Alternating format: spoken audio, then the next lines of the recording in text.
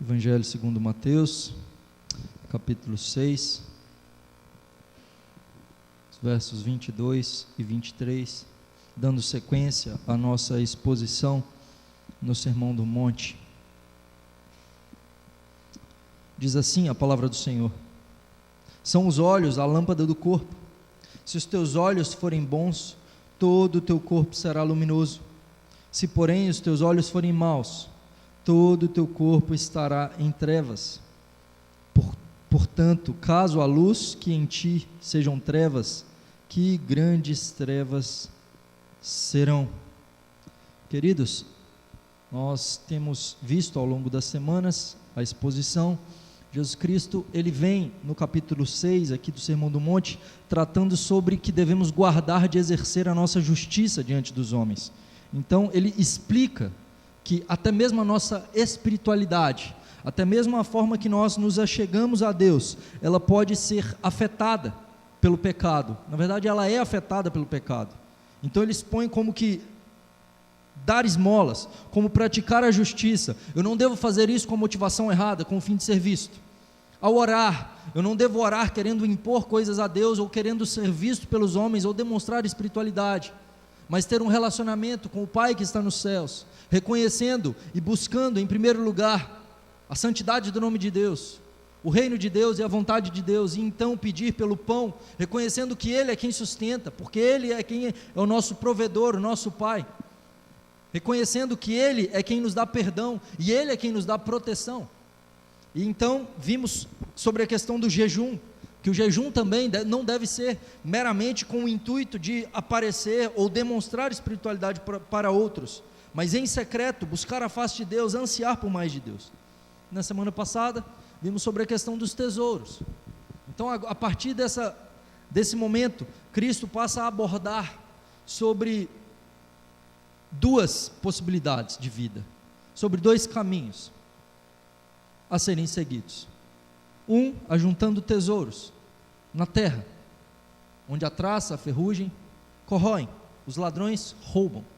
Ou ajuntar tesouros nos céus, onde nada pode tirar de nós. Então vimos que onde está o nosso tesouro, aí está o nosso coração. Aonde estão as nossas riquezas, aonde estão as coisas que mais brilham os nossos olhos, ali está o nosso coração. E agora Cristo traz uma ilustração sobre a questão dos olhos. Ele diz que os olhos são a lâmpada do corpo. E se os olhos forem bons, todo o corpo será luminoso. E se os olhos forem maus, se os olhos forem trevas, grandes trevas serão nesse indivíduo. A pergunta que temos que fazer ao olhar para esse texto bíblico é: como têm sido os nossos olhos? Nossos olhos são bons ou são maus? O que de fato tem ocupado o nosso pensamento? O que tem ocupado a nossa agenda? E Cristo então mostra isso para nós aqui nos versículos 22 e 23. Em primeiro lugar, então, ele diz que são os olhos a lâmpada do corpo. Então, o que Cristo quer dizer com os olhos serem a lâmpada do corpo? Que a luz do corpo são os olhos. Cristo mostra então que assim como uma candeia, ela ilumina para mostrar o caminho, os olhos são que trazem e mostram ao corpo qual caminho seguir. Se nós não enxergarmos, nós não saberemos para onde ir. Mas Cristo está falando de uma visão física, ou ele está falando de uma visão espiritual? Provérbios capítulo 20, verso 27, é dito para nós: o espírito do homem é a lâmpada do Senhor, a qual esquadrinha todo o mais íntimo do corpo.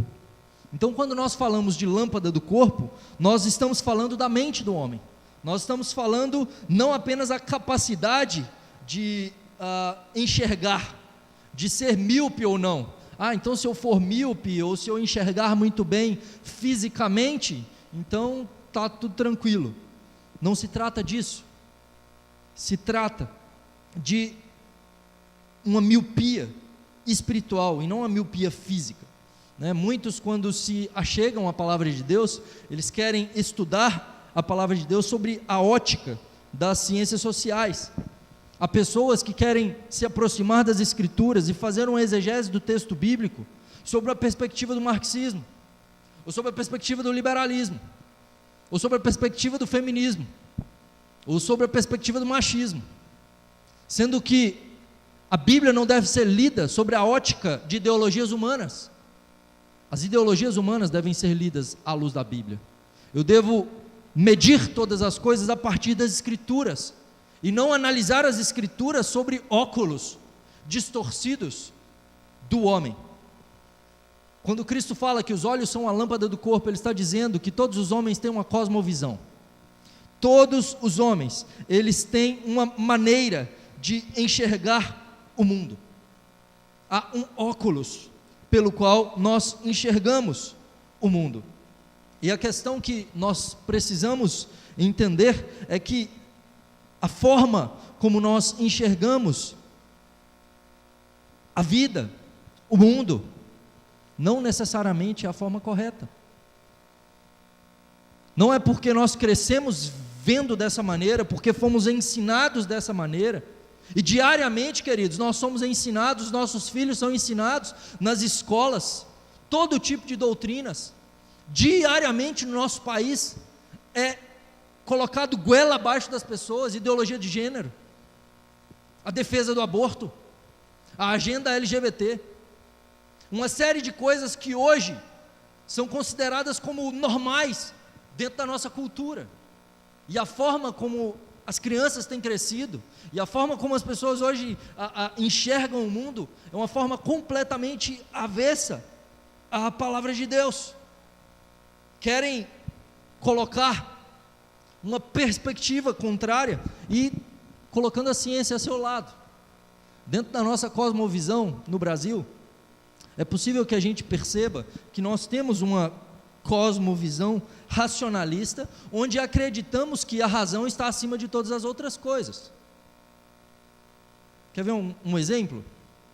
Imagine que houve um acidente em uma estrada na África. Nessa estrada na África, há um carro e ele bateu. E o motorista e o passageiro que está ao seu lado na frente do carro estão mortos. Quais são os motivos pelos quais esse motorista morreu? Pode falar.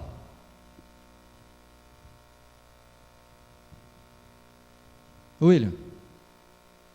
Velocidade alta. Estava em alta velocidade, não conseguiu fazer a curva, bateu, morreu. Alex.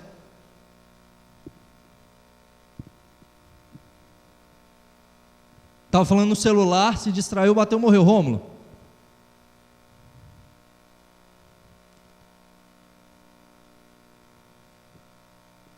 O passageiro? Não, o passageiro estava dentro do carro.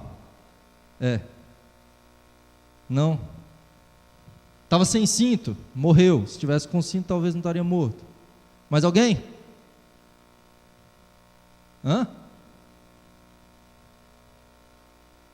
Falta de atenção. Talvez alguém poderia dizer, problema mecânico. Passou um animal, está na África, passou um animal e ele teve que se desviar. Veja, se perguntasse para algumas culturas africanas, alguns diriam assim, o que aconteceu é que esse homem, alguém fez um trabalho contra ele, e um espírito mau veio e fez com que ele descontrolasse o carro, batesse e morresse. Queridos, dentro da nossa cosmovisão, a gente sempre vai apelar para a razão a todas as coisas. Só que uma questão que nós precisamos entender é que a razão, ela não é filtro acima da fé para julgar a fé, onde a ciência é colocada como superior e ela julga a Bíblia. Então você já viu os programas querendo confirmar aquilo que está escrito? Nós não precisamos confirmar o que está escrito, porque fé é certeza daquilo que eu não vejo e do que não está confirmado. Eu creio pela fé, e fé é enxergar com um olho que não é físico. Não diz respeito meramente ao intelecto, diz respeito ao meu espírito, diz respeito à minha comunhão com Deus.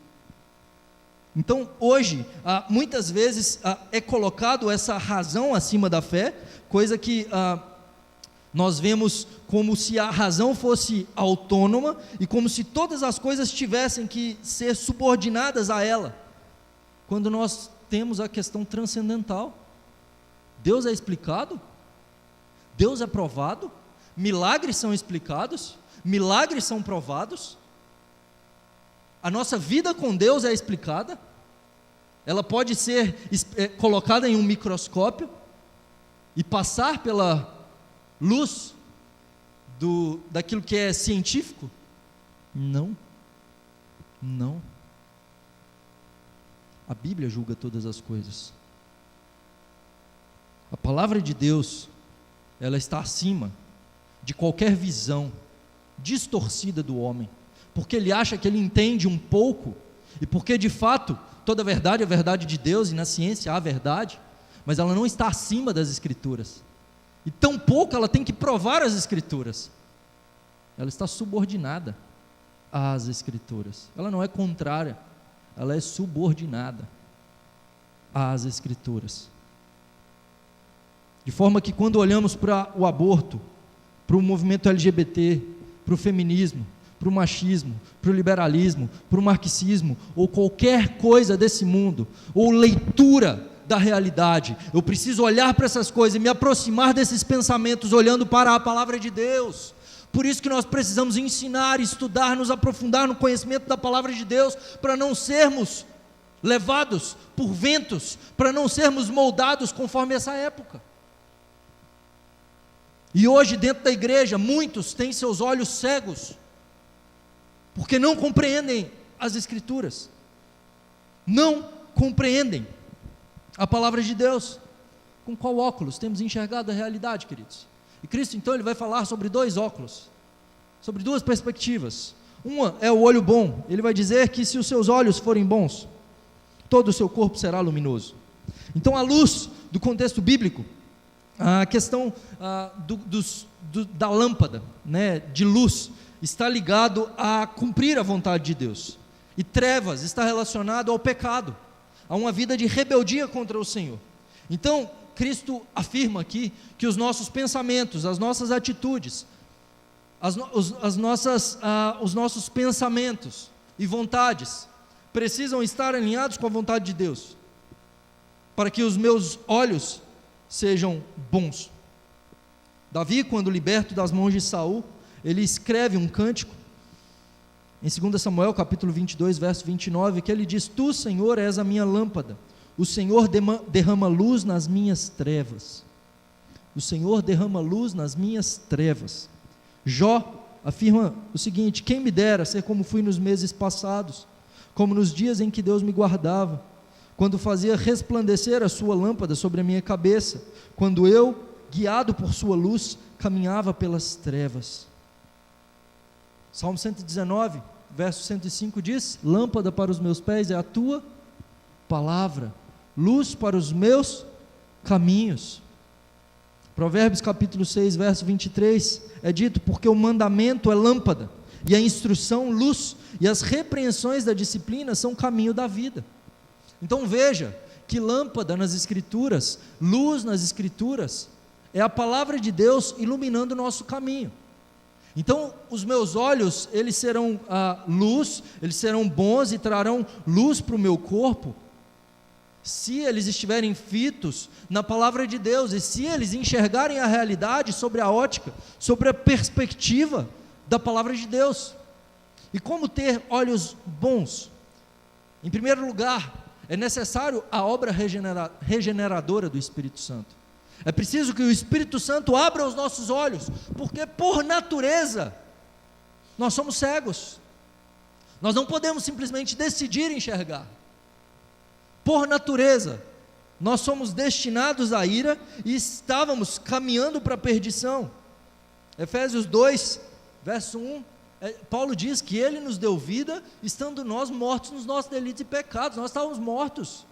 Morto enxerga? Nós não tínhamos capacidade alguma de ver a Deus, de compreender a vontade de Deus, de nos aproximar da palavra de Deus e ser confrontados por ela. porque estávamos mortos. Para que os nossos olhos sejam bons, é necessário que o Espírito Santo abra o nosso entendimento que antes era obscurecido, gere em nós um novo nascimento, traga regeneração. Somente um regenerado consegue enxergar a realidade além dela.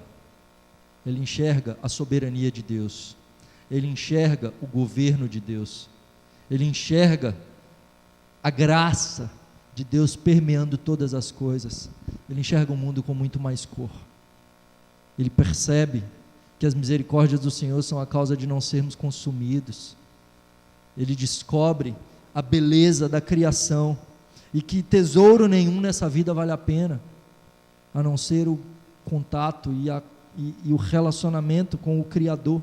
Ele não é seduzido por esse mundo, seus olhos não se afastam do Senhor, porque nada nesse mundo é mais valioso ou atrai mais do que a presença de Deus. Os olhos abertos não param de fitar o Redentor, o Deus Todo-Poderoso. Nós nos tornamos as pessoas que amam a Deus acima de todas as coisas. Então nós não olhamos para a realidade querendo defender pecado, nós olhamos para o mundo à luz da palavra de Deus e condenamos o mal, porque amamos as coisas que Deus ama e odiamos as coisas que Deus odeia, odiamos aquilo que é mal. Em segundo lugar, depois da regeneração, então o Espírito Santo nos habilita, ele nos capacita a entender e a guardar a lei do Senhor. Deuteronômio capítulo 4, versos 5 e 6, é dito: eis que vos tenho ensinado estatutos de juízos, como me mandou o Senhor meu Deus, para que assim façais no meio da terra que passais a possuir. Guarda-os, pois, e cumpre-os, porque isto será a vossa sabedoria e o vosso entendimento. Nas Escrituras, querido, entendimento está relacionado à questão da mente, os olhos sendo abertos. O ímpio, aquele que não conhece a Deus, ele tem o seu entendimento obscurecido, e entendimento nas Escrituras não está ligado a títulos acadêmicos. O entendimento nas Escrituras não está ligado ao conhecimento científico. O entendimento está ligado a cumprir, a conhecer e guardar a lei do Senhor.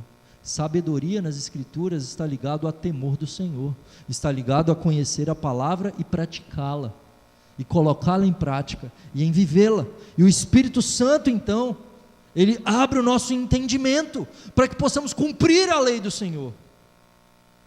Meus olhos são bons, quando eu tenho os meus olhos abertos para a palavra de Deus, para obedecê-la, para vivê-la, para praticá-la.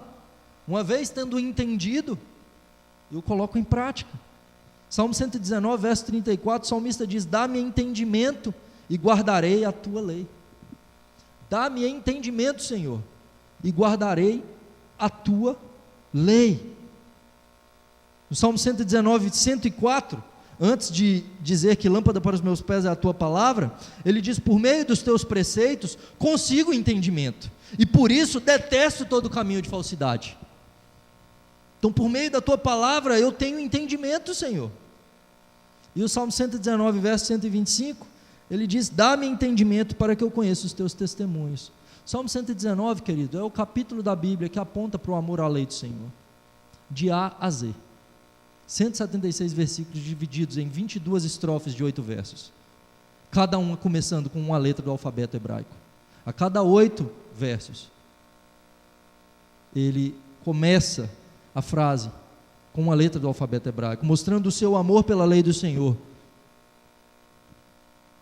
Eu amo a lei do Senhor de A a Z, eu quero cumprir a lei do Senhor de A a Z, eu quero obedecer a lei do Senhor de A a Z. Deus, abre os meus olhos para que eu entenda e me habilite a crer e a praticar.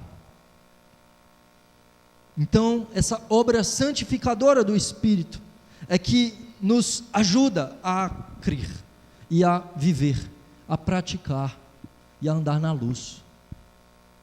E na luz, então, nós temos o nosso corpo todo iluminado.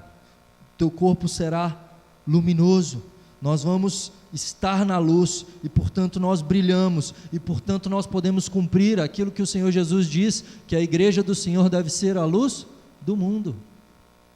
Nós devemos ser a luz do mundo, porque por meio das nossas atitudes, por meio da nossa vida, nós temos que brilhar, nós temos que apontar para o nosso Senhor, porque nós temos que caminhar nos passos do nosso Redentor, porque as pessoas ao olharem para nós têm que ver o Senhor Jesus. Por isso os cristãos eram chamados de cristãos, pequenos cristos, e por isso Paulo diz que devemos ser imitadores de Cristo. Porém, como crentes, é possível que nos desviemos, é possível que os nossos olhos fiquem turvos, é possível que deixemos de buscar, e que nos percamos no meio do caminho, que o amor se esfrie. E dentro da ação santificadora, o Espírito Santo é quem trabalha para que a gente possa se voltar para Deus novamente. Eu não sei como é que está a sua vida hoje, mas talvez você esteja cansado da jornada. Ao ver o marasmo, ao ver talvez pessoas frias, ao ver talvez o pecado sendo institucionalizado, ao ver pecados no meio da igreja, pessoas que talvez te feriram, e muitas vezes nós nos desanimamos, a nossa fé é enfraquecida, olhamos para as circunstâncias, e deixamos de amar a palavra e de ler a palavra, nos afastamos da palavra do Senhor, e nos tornamos cristãos mornos. E ao anjo da igreja em Laodiceia, o Senhor Jesus se dirige a ela porque ela havia perdido a visão, e justamente porque ela estava cega, ela não percebia que ela estava miserável, pobre, cega e nua. Eles achavam que eles eram ricos, abastados, poderosos, mas eles estavam cegos. E o Senhor Jesus dirige a igreja dizendo: não sabes que tu és infeliz? E veja, querido, quando a minha visão fica turva pelo pecado, eu acho que eu sou feliz distante de Deus, eu acho que eu posso levar uma vida tranquila, sem comunhão com o Senhor, sem buscar a palavra do Senhor, sem me alimentar das Escrituras diariamente. Os cultos ficam enfadonhos, a escola dominical fica difícil demais de vir, está muito cedo e eu tenho sono. E eu acho que felicidade é ficar na cama no domingo de manhã. E eu acho que felicidade é uma promoção no emprego, é conseguir coisas que serão consumidas pelo fogo. Mas tu és infeliz, sim, miserável, pobre, cego e nu. Aconselho-te que de mim compres ouro refinado pelo fogo, para te enriqueceres, vestiduras brancas para te vestires, a fim de que não seja manifesta a vergonha da tua nudez, e colírio para ungires os olhos, a fim de que vejas. A igreja de Esmirna, o Senhor Jesus diz: conheça a tua pobreza, mas tu és rico. Ajuntam tesouros onde a traça e a ferrugem não corroem.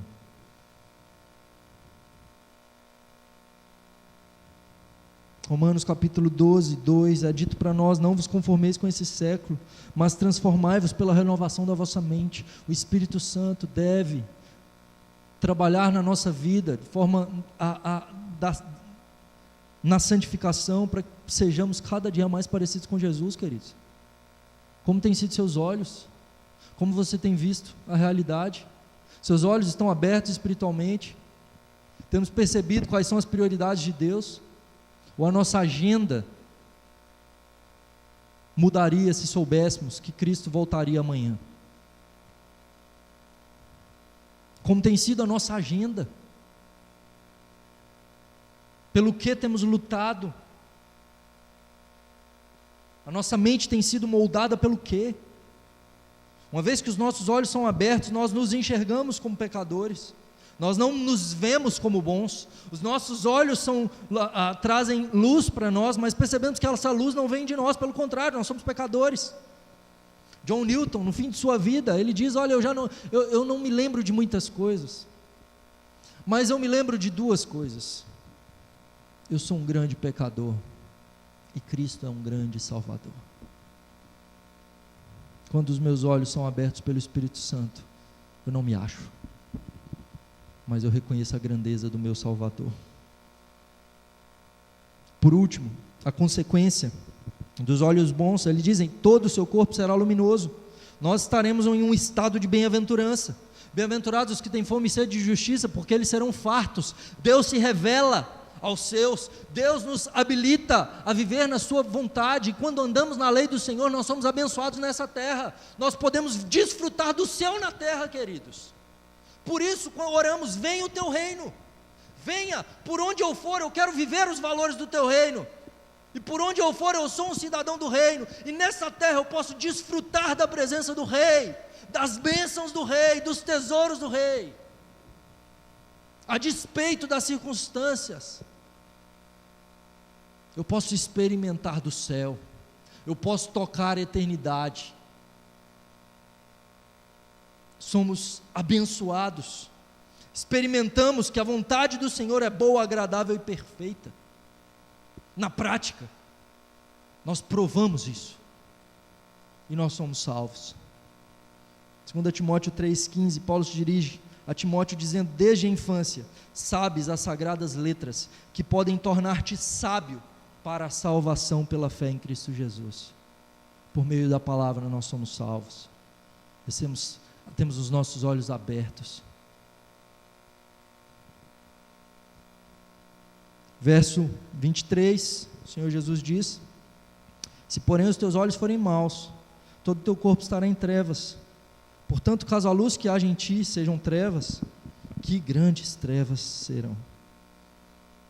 Então Cristo agora mostra os olhos maus, de trevas, assim como as drogas e as bebidas fortes, obscurecem o entendimento, entorpecem o homem, distorcem a sua visão da realidade, ele enxerga coisas que não existem, ele não consegue compreender a realidade de forma real, ele tem uma ilusão. Da mesma maneira, o pecado obscurece o homem, o pecado entorpece a mente humana, cauteriza, faz com que ele não consiga perceber o seu estado de miséria, o seu estado de podridão, de rebeldia contra Deus. Ele não consegue enxergar o que é bom como sendo bom e o que é mal como sendo mal, mas sua mentalidade foi obscurecida. Ele tem olhos, mas o que ele vê ele não consegue compreender, o que ele vê ele não compreende, então ele busca pelo pecado, ele entende a realidade como sendo diferente daquilo que realmente é. O pecado como algo que traz morte, e a lei do Senhor como algo que traz vida, e ele busca no pecado vida, ele busca no pecado alegria, ele tem prazer pelo pecado. Efésios capítulo 4, versos 17 a 19, Paulo se dirige à igreja dizendo, não mais andeis como também andam os gentios, na vaidade dos seus próprios pensamentos, obscurecidos de entendimento, alheios à vida de Deus por causa da ignorância em que vivem, pela dureza do seu coração, os quais, tendo se tornado insensíveis, se entregaram à dissolução, para com avidez cometerem toda sorte de impureza. O pecado cega, obscurece o entendimento, endurece o coração e faz com que o homem se entregue à dissolução, ao pecado, a com avidez se entregar a toda sorte de impureza, a tudo aquilo que vai destruí-lo. Pode olhar, querido, todo pecado destrói. As pessoas que se entregam à bebida morrem disso. As pessoas que se entregam às drogas morrem disso. O pecado mata. Mas o mundo prega o pecado como sendo bom. O sexo livre, a liberalização das drogas, as festas, o carnaval, a mente totalmente entorpecida. Se seus olhos forem maus, que grandes trevas haverá em você. Pecado gera idolatria, queridos. O olho mau não consegue enxergar a graça de Deus. É um olho cego para aquilo que é bom, para aquilo que é belo, para aquilo que é divino. Ele é cego para a vontade de Deus, ele é incapaz de perceber quem Deus é. Ele não desfruta do Criador e nem da presença do Criador. E porque ele não desfruta do Criador, contudo, ele tem um coração religioso. Porque o homem foi criado para glorificar a Deus, o homem foi criado para servir. Isso diz respeito à nossa identidade. Ele cria ídolos, ele cria falsos deuses, para se curvar diante deles. Romanos capítulo 1, verso 22, Paulo diz: inculcando-se por sábios, tornaram-se loucos, pois eles mudaram a verdade de Deus em mentira, adorando e servindo a criatura em lugar do Criador. E no capítulo 10, verso 2, ele diz: porque lhes dou testemunho de que eles têm zelo por Deus, porém não com entendimento. Até uma religião que diz adorar a Deus, quando não há regeneração, é uma religião sem entendimento, legalista. Os judeus diziam adorar a Deus, Yahvé, o Deus do pacto, o Deus de Abraão, Isaque e Jacó, mas eles não conheciam a Deus. Eles se escondiam atrás de roupagens de santidade e de defesa da lei, quando sua mente era obscurecida, quando a prática da sua santidade era para que outros vissem, quando as suas orações eram para ser vistos pelos homens. Precisamos nos policiar e nos questionar, queridos, se de fato temos um relacionamento com Deus ou se estamos aqui por costume. Por que você está sentado aqui nessa noite? Seu coração ama a Deus, seus olhos verdadeiramente foram abertos e você anseia pela presença do Senhor e anseia pela lei do Senhor e para compreender, ou quarta-feira após quarta-feira, domingo após domingo, ouve da palavra de Deus, mas isso não muda nada, não te faz mais parecido com Jesus. Ano após ano, o mesmo crente, a mesma pessoa. Eu sou assim mesmo. Não é não. O cristão tem que crescer em santidade, queridos. Tem que buscar de fato ser parecido com Jesus. Ele não se acostuma com o pecado, porque ele enxerga sobre a ótica divina, que odeia o mal. Os olhos maus se veem como herói, como grandiosos, como centro do universo. Seja feita a minha vontade, assim na terra como no céu. Deus tem que se curvar a mim. Eles querem manipular a divindade, eles são animistas. Eles trazem o dinheiro ao gasofilácio, ou em algumas igrejas ao altar do sacrifício, porque eles querem que Deus lhes dê aquilo que eles pedem. Eles são idólatras. Eles não precisam de um salvador, eles são seus próprios deuses, seus próprios salvadores. John Milton tem uma frase que ele diz: é melhor reinar no inferno do que servir no céu. O problema que ele não sabe é que mesmo no inferno ele está debaixo do governo de Deus. Ninguém vai reinar no inferno.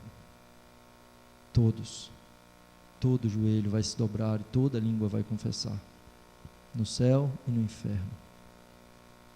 No céu e no inferno. Porém o homem mau, ele não consegue enxergar isso. Ele crê ser autossustentável, ele crê ser autônomo. Autônomo quer dizer nomos lei, ele ter a sua própria lei, ele é que decide o que ele deve fazer ou não. Você percebe isso na defesa do aborto? Meu corpo, minhas regras? Não, querido. Primeiro, porque não é seu corpo, é outra vida. Segundo, porque mesmo sendo seu corpo, não são suas regras, não. A lei do Senhor. Você não pode nem se matar. Nem se matar você pode. Nem comer muito. Nem beber muito. Nem se entregar à dissolução, porque não é o que você quer. Não é o que você acha que é bom. É o que o Senhor diz que é bom para você, porque Ele é o seu Criador, porque Ele é o Senhor sobre todas as coisas. O homem está debaixo do governo de Deus, porém ele não enxerga. Ele é um rebelde. caminhando para a destruição. A consequência é dita, portanto, caso a luz que há em ti sejam trevas, que grandes trevas serão. Isaías capítulo 5, verso 13, é dito: portanto, o meu povo será levado cativo por falta de entendimento. Os seus nobres terão fome e a sua multidão se secará de sede. Por falta de entendimento, o meu povo se tornará escravo. O meu povo perece porque lhe falta conhecimento. Oséias capítulo 4, verso 6. O Senhor Jesus se dirige aos saduceus dizendo: olha, errais por não conhecerem as Escrituras e nem o poder de Deus. 2 Coríntios 4, Paulo diz: nos quais o Deus deste século cegou o entendimento dos incrédulos, para que não lhes resplandeça a luz do Evangelho da glória de Cristo. Veja, se os meus olhos forem maus, não é possível enxergar a única coisa que pode me salvar: o Evangelho,